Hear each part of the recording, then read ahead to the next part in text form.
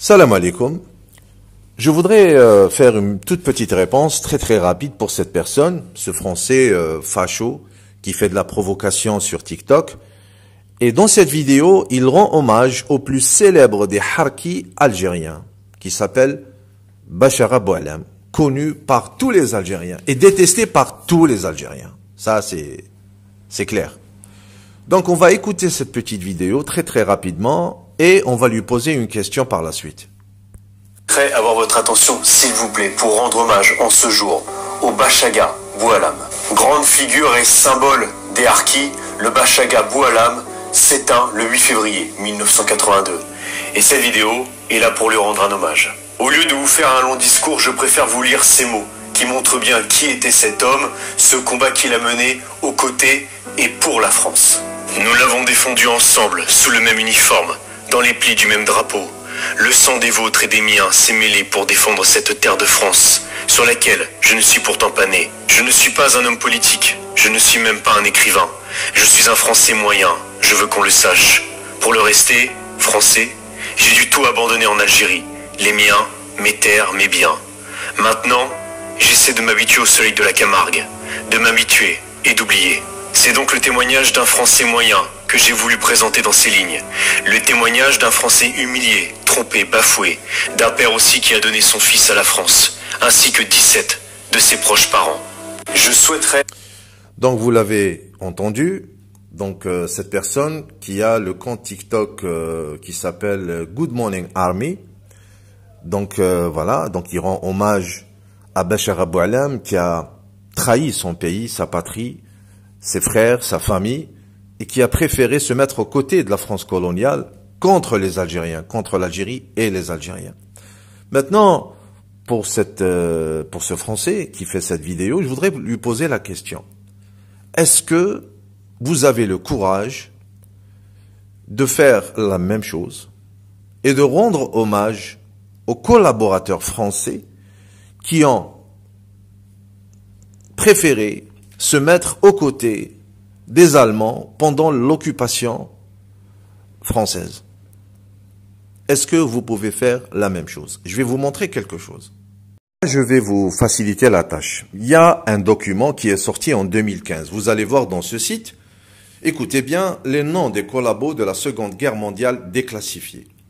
Depuis 2015, un document recensant le nom de 100 000 personnes qui ont collaboré avec l'occupant nazi est déclassifié. L'immense majorité de ses collaborateurs ont été jugés. L'historien Dominique Lormier en a publié un livre, 100 000 collabos.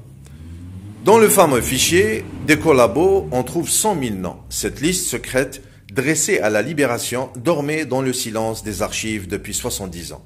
Aujourd'hui, ce fichier déclassifié révèle l'ampleur de la collaboration avec l'occupant allemand pendant la guerre. Tout commence par la poignée de main du 30 octobre 1940 entre Pétain et Hitler. Dans le fichier, il est le nom de ces miliciens qui ont soutenu le Reich. Quelques 95 000 collabos jugés. Il y a aussi beaucoup d'industriels dont la production partait en Allemagne. Le monde du cinéma est aussi présent. Parmi ces collabos, beaucoup d'anonymes et quelques noms bien connus, Maurice Papon ou René Bousquet. Le père du magistrat Philippe Bilger figure aussi dans ce fichier. Il était préfet. L'ouverture de cette boîte de Pandore met à mal à l'aise le magistrat honoraire. Ses collaborateurs considérés comme des traîtres ont connu l'épuration à la libération. Plus de 95 000 d'entre eux ont été jugés et condamnés à des peines de prison plus ou moins lourdes. 791 ont été exécutés. Vous avez entendu?